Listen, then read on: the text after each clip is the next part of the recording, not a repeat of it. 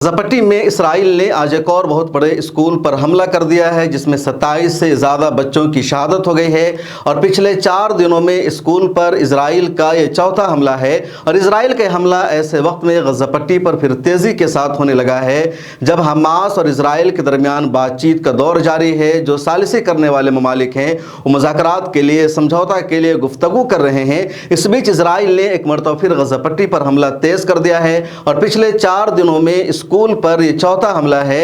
اس school میں پناہ گزین بچے تھے جو فلسطینی بے گھر ہو گئے تھے، ان کے رہنے کی کوئی جگہ نہیں بچی تھی، ان کو ایک عارضی اسکول بنا کر دیا گیا اور یہاں وہ اسکول میں پناہ لیے ہوئے تھے۔ پناہ لینے والے زیادہ تر بچے تھے، اس پر اسرائیل نے بمباری کیا اور اسٹرائک کیا اور اس میں 27 بچوں کی شہادت ہو گئی ہے۔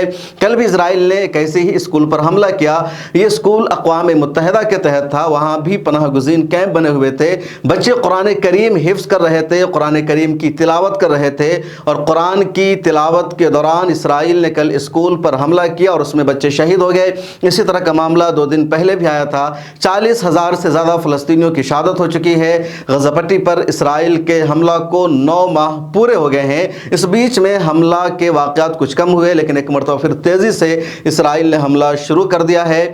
مذاکرات کے لیے سمجھوتا کے لیے بات چیت کا دور بھی جاری ہے۔ حماس کے رہنما اور جو اسرائیل کے رہنما ہے وہ ثالثی ممالک کے ذریعے بات چیت کر رہے ہیں، کسی نتیجہ تک یا سمجھوتا تک پہنچنے کی کوشش کی جا رہی ہے۔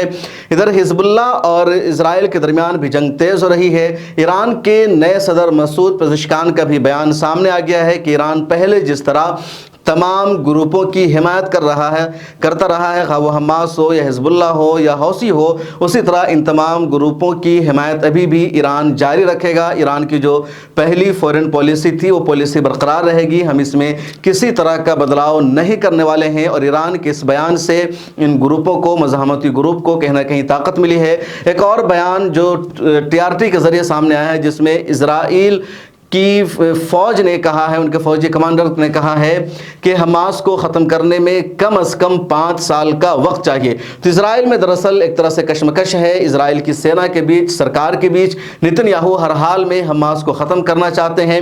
سینا کہہ رہی ہے کہ حماس کو ختم کرنے کی کوشش میں ہم خود ختم ہو جائیں گے، کمزور ہو جائیں گے، ہمارے پاس اب ویسی طاقت نہیں رہ گئی ہے۔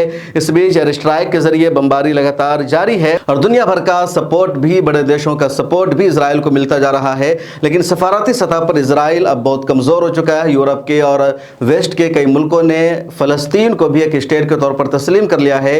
اب وہ ہر حال میں اس جنگ کا خاتمہ چاہتے ہیں۔ اب دیکھنا یہ ہے کہ ابھی جو بات چیت کا دور جاری ہے اس کا کیا نتیجہ نکل پاتا ہے۔ اس ویڈیو میں اتنا ہی۔ ملت ٹائمز کے ساتھ جڑے رہیے اور سوشل میڈیا کے تمام پلیٹ فارم پر ہمیں فالو کیجیے۔